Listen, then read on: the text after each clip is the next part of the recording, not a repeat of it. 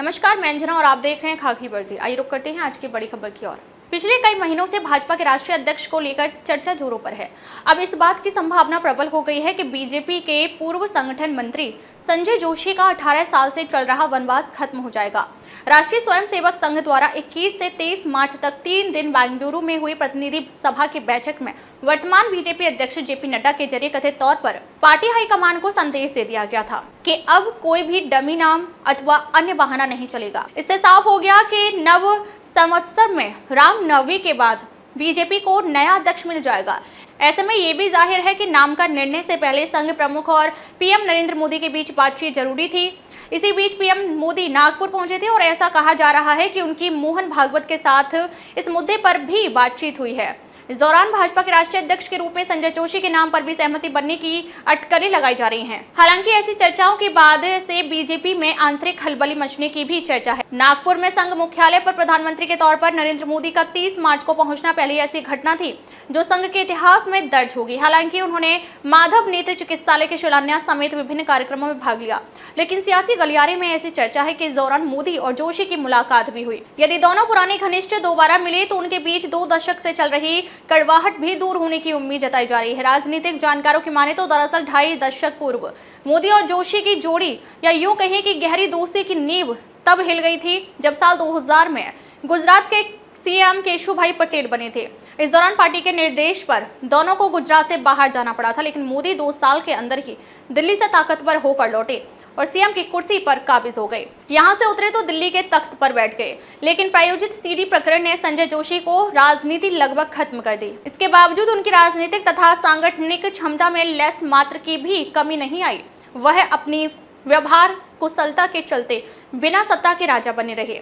आज भी देश भर के संघ हो या फिर भाजपा से जुड़े लोग अथवा उनके माध्यम से आई व्यक्तियों की समस्या निवारण वो फोन के जरिए ही कर देते हैं। विगत 9 महीने से उनके राष्ट्रीय अध्यक्ष बनने की चर्चाओं के बाद से भीड़ में इजाफा हो गया है। उनसे मिलने वाला हर कोई उनकी सादगी और बेबाकी का कायल हो जाता है। अविवाहित संजय जोशी उस समय सबसे अधिक चर्चा में आए थे जब साल 2005 में उनकी एक फर्जी सीडी बाजार में आई थी।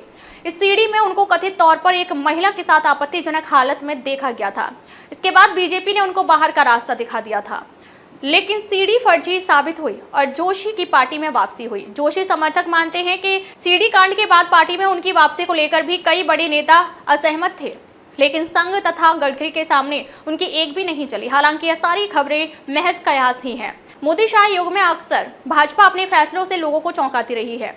अब यह देखना होगा कि इस बार भाजपा की कमान किसे मिलती है। मालाड के पठानवाड़ी में भगवा झंडा ले जा रहे युवकों पर मुस्लिम भीड़ की पिटाई पर फरियादी का बड़ा बयान। मुंबई के मालाड पूर्व पठानवाड़ी इलाके भगवा झंडा लेकर जा रहे युवकों पर मुस्लिम भीड़ ने हमला कर दिया, जिसमें ये युवक बुरी तरह से घायल हो गए।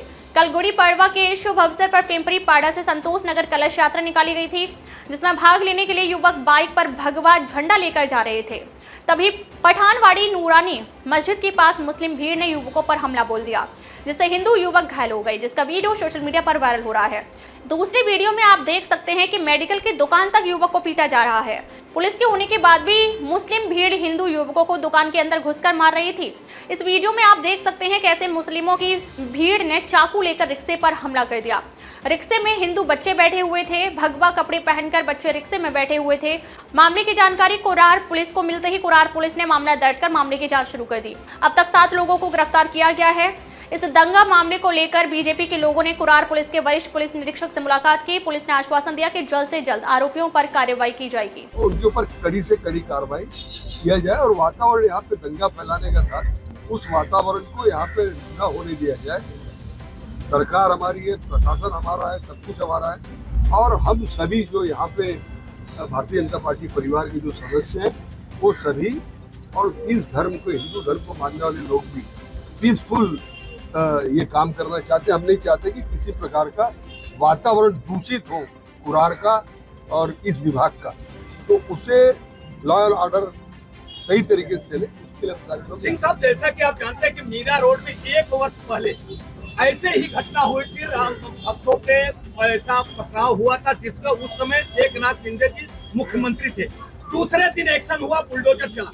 इतनी बड़ी घटना हो गई, आपके मुख्यमंत्री का एक स्टेटमेंट तक नहीं है, इसके बारे में क्या कहना? नहीं, देखिए ये सब चीजें हम यहाँ की बात करते हैं। के देखिए ना, सारे कैमरे पे देखिए। अब सब हम यहाँ की बात करते हैं, कहाँ क्या हुआ था, बहुत सारा पूरे देश में कुछ न कुछ घटनाएं घटती रहती है, उसके ऊपर मुझे कोई चर्चा करना नहीं है।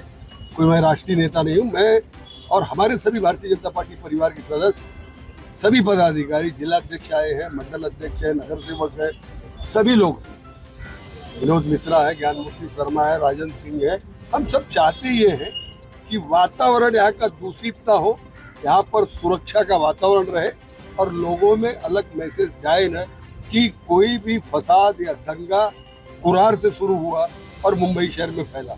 इस चीज को लॉ और ऑर्डर मजबूती से आ रहे और जिन लोगों ने ये कर्म किया है उसे कड़ी से कड़ी सजा देने का काम प्रशासन करे, उसकी भैया मराठी सोशल मीडिया पे जो वीडियो वायरल हो रहा है उसकी सत्यता क्या है? बताया जा रहा है कि आपके साथ जो घटना हुई है, क्या हो गया? अरे वह जो वीडियो है वो सही है। हमारे साथ मेरा नाम विक्की चौबे है और जो प्रधानवाड़ी में पिंपरीपाड़ा में एक कार्यक्रम था गुड़ी पाड़वा का, वहाँ पर हम जा रहे थे। हमारे साथ कुछ बच्चे लोग थे जो रिक्शे में थे, उनके पास आक्रमण हुआ था चाकू छुरी द्वारा। हमें मान सूचना मिली तो हम वापस आके देखे तो वहाँ पे हमला, हम छुड़ाने गए तो हम लोग हमला हुआ। वहाँ पे हमला करने वाले सब टोपी लगा के मुसलमान लोग थे। लगभग कितने लोग रहे होंगे, क्या कह रहे थे वो लोग? सब लोग का कहना एक ही था, जितने भगवा पहने हुए सबको मारो, जो रुद्राज पहने उनको मारो और ये सब काफी रहे ये लोग को मारो। आखिर ऐसा क्या हुआ कि आप लोगों के ऊपर उन्होंने आक्रमण कर दिया? अब वहाँ से हम पठानवाड़ी से आगे निकल चुके थे, मल्लिका रेस्टोरेंट वहाँ पे पहुँचे थे। हमारे साथ जो बच्चे लोग थे आ रहे थे, रिक्शे में आ रहे थे, वो आ नहीं पा रहे थे।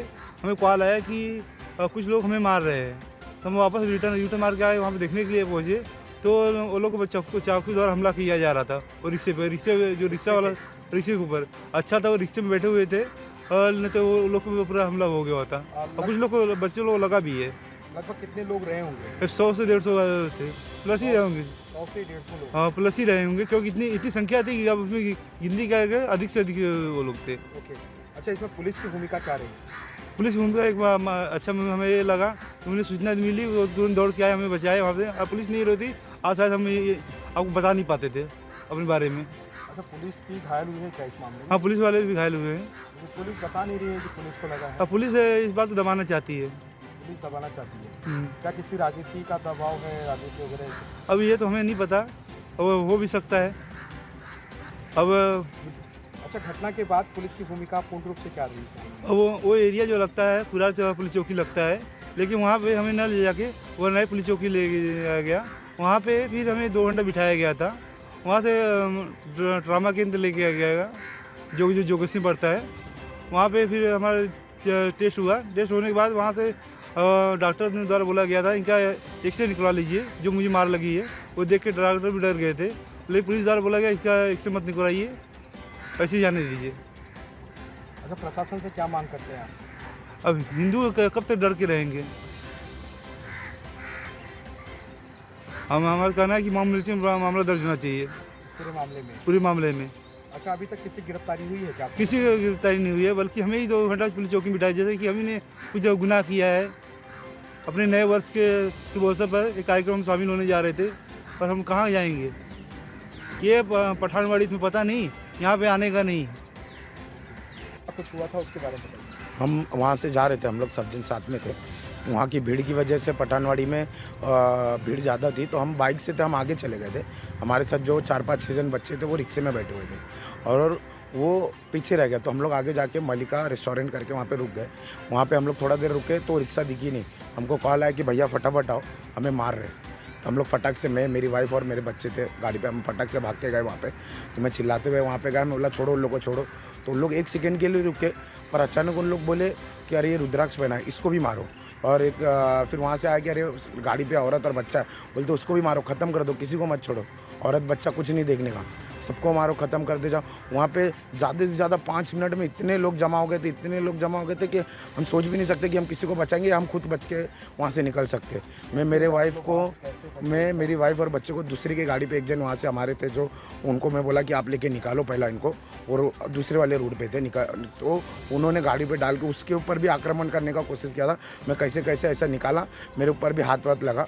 और उसके बाद फिर पुलिस वाले आए सब, वो रिक्शे को तो जाने नहीं दे रहे थे, अब रिक्शे को पीछे से मार रहे, आगे से मार रहे, अंदर जाके फाइट मार रहे। हमारा एक बंदा था उसको बाहर निकाल के मार रहे, उसको तो ऐसा सदमा लग गया है।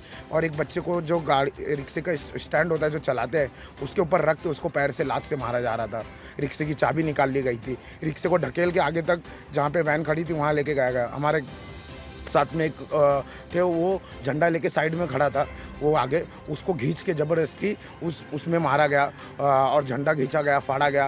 वो पुलिस की भूमिका क्या रही इस संवाद में? पुलिस की भूमिका अच्छी थी, हमें बचाए। उसके बाद वो सब होने के बाद हमें वनराई पुलिस स्टेशन लेके गए, जबकि हमको कुरार चौकी लेके जाना चाहिए था। वनराई में हमें बैठाया गया, 2 घंटा बैठे रहे।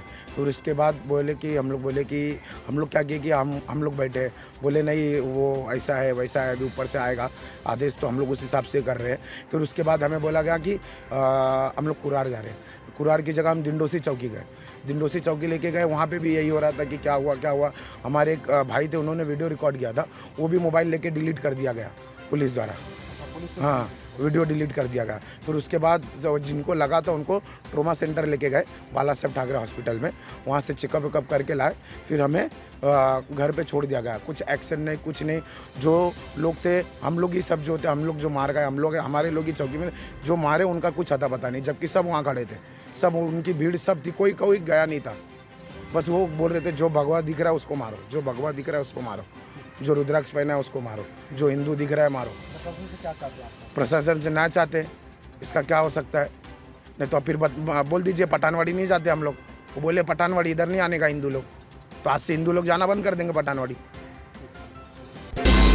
बंजारा समाज को न्याय दिलाने हेतु डॉक्टर उमेश यादव ने कसी कमर। बंजारा समाज को कर्नाटक में एसटी कैटेगरी में लगभग 4% आरक्षण प्राप्त है, लेकिन वर्तमान में कर्नाटक सरकार के कुछ लोग बंजारा समाज के उक्त आरक्षण प्रतिशत को कम करना चाहते हैं। ऐसा सनसनीखेज आरोप भाजपा के पूर्व सांसद डॉक्टर उमेश यादव ने मुंबई में आयोजित श्री हामूलाल महाराज के जत्रा महोत्सव में लगाया है।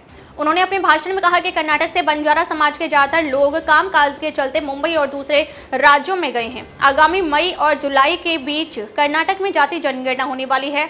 बंजारा समाज के लोग ज्यादा से ज्यादा संख्या में अपने मूल गांव पहुंचकर अपनी सही जानकारी दर्ज कराएं, ताकि समाज को जनसंख्या के आधार पर और अधिक आरक्षण एसटी कैटेगरी में मिल सके। दहिसर में उक्त कार्यक्रम का आयोजन बंजारा समाज के नात्या राठौर, विनोद चौहान एवं उनकी टीम ने किया था। इस अवसर पर शिवसेना शाखा प्रमुख प्रकाश पुजारी सहित भारी संख्या में गणमान्य लोग मौजूद थे।